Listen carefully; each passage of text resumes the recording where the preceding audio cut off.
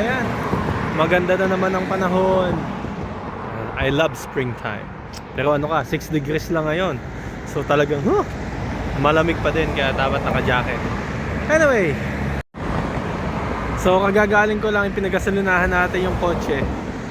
Ang gasolina dito ay €1.82 yung per liter ng 95 or unleaded. Sus ko, nakakatakot na talaga. 3 weeks ago, €1.53. Ngayon, €1.82. Ay naman talaga. Kaya naman lahat ng tao dito ay talagang nagtitipid na. At ang ibig sabihin yan, habang tumatagal, nauubos ang gasolina.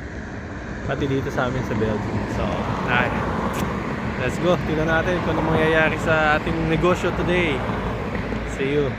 A few moments later. Okay, dumating na nga tayo dito sa ating cafe, yung Sibs Leuven. It's been quiet the past few days. Nakakainis. Palagay ko yan ay epekto na ng pagtaas ng gasolina at ang mga tao ay nag-iingat at nagtitipid na din. So let's see kung ano mangyayari sa amin today ngayon dito sa ating Filipino cafe dito sa Belgium. Hi. Okay, kailangan mag-quick run sa Asian shop. May mga kailangan kaming ingredients. Siyempre may dala tayong trolley para hindi masyadong mabigat at bit-bitin natin. Kaya na tayo sa Asian shop. Nakakatuwa talaga pag springtime na, ang ganda ng mga puno. Ayan, may mga bulaklak na. At ito yung tindahan. Mga bigas. Hello. Namaste. Long time, huh? What happened? I think you good. Not busy. Busy? No, very quiet. You don't have the ube. Hala, nagtaasan na din ang presyo dito. What can we do? Ganun talaga. Wala tayong magagawa. Kailangan ituloy ang laban. Aroy.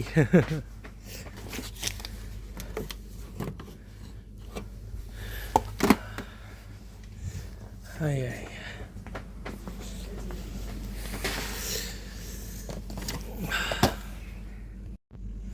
So, yan ang mga short run lang dito sa Asian shop. Alright, nakabili na nga tayo. Ayan. Napaka-handy talaga pag may ganitong trolley. Ay, balik na tayo sa ating kape. Nakabalik na nga tayo dito sa kape. Dito tayo sa start room. Sabi naman ni ate, habang wala ako, madami naman lang nag-take away ng cake ng kape. Kahit paano may kliyente na. Alright, kahit pa paano madami-daming tao ang pumunta today, afternoon. Ay, buti na lang kahit pa paano. Maganda-ganda tong araw na to. So yun na nga. Tapos na tayo dito sa cafe. Sarado na ako. Same result pa din. Katulad ng mga nakalipas na araw na napaka-quiet. Ang baba ng income.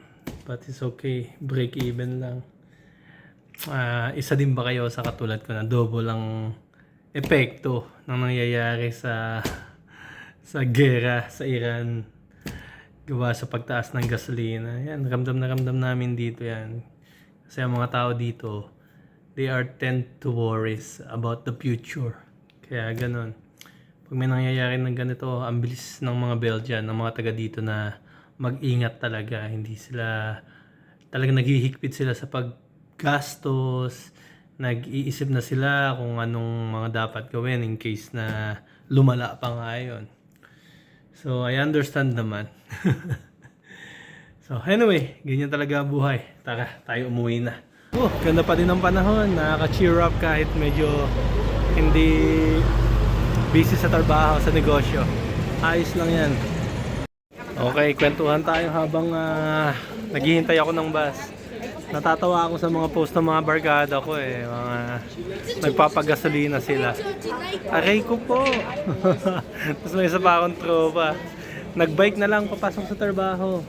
Maganda naman kasi ang panahon. Bakit hindi? Bakit tayo sasakyan? So yun nga, sabi niya, mag-exercise na lang tayo kaysa bumili ng gasolina.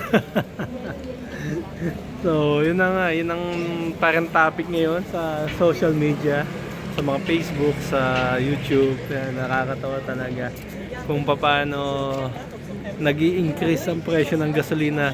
Parang unreasonable na hindi na tayo maka-follow. Tapos nabalitaan pa namin ni ate, nabasa nga daw niya, yung damage na nangyari doon sa oil refinery, it will take 5 years bago mapagawa. Yung epekto daw noon ay it will take 5 years. So, at ang nabasa pa namin doon, ang number 1, ang mga maapektuhan bansa, mostly na maapektuhan ng bansa because of that attack, ay kabilang ang Belgium doon. Kaya, naku, paano nga ba to? Ibig sabihin, ang presyo ng gas namin ay mananatiling mataas or tataas pa. Ano ba yan? Laban lang. Sa mga ganitong sitwasyon na umaangat ang dugo natin pagka Pilipino na hindi masyado nag-aalala about that. Kaya pa din natin ngumiti. Sanay sa hirap eh. Kayang lumaban, di ba mga ka-seerdes. Dumating na ako sa bahay at ayan, nakahanda na nga aking hapunan. Wow, hamburger, beef burger. Hey, why you have two ginormous burger? Yeah, ay, not like that. Oh, ayan, wow. And of course, kami ay ito. You know, as kamote. Oh. Mukha kaming kamote. Healthy kamote. Alright. O, diba? Saan pa tayo? Yung pag-uwi mo, kakain ka na lang. Ganyan kagaling mag-alaga si Mrs. Whew, that's it. Okay. Paycheck. You know. Yummy. Super healthy. Yan. Yan ang epekto niyan pagiging healthy. Oh. Alright. Kain muna kami. Ayos. Busog na naman po tayo. Woo! Ayan. Niloko na naman ako ni Mami. Mukha daw akong panot. Yes. Grabe as in. Bakit? Dapat ang loob mo. Matalino kasi. Hala. Naging ganyan na yun. Ganyan naman talaga yung laki ba? Naniniwala ako sa'yo, hindi dati ganyan yung tsura. As in. Ganyan dati yun. Namayat lang ako kaya mukha lang Hindi. Bumaba na kasi ang mukha ko, hindi na bilog. Mas mukha akong mataba ngayon. Eh! Grabe, laki ng pinayat ko. Tingnan mo yung picture mo noon, tsaka ngayon. So, yun na nga, na-figure out na namin kung bakit mukha daw akong mataba at mukha daw akong sumo wrestler. Gawa nito, mahaba na dito. Yan. Totoo nga naman. Mahaba dito eh. So, pag pinasadsad ko yan, may emphasize na uli yung mukha ko, hindi na ako mukhang mataba. So, yun. Subukan natin. Sa Monday, clean cut natin yung side na yan. Saka ito.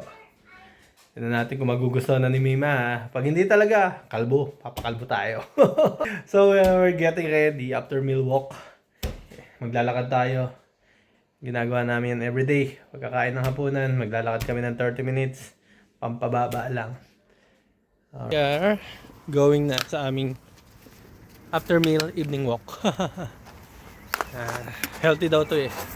Kaya lagi namin ginagawa ni Mrs. Couple's goal.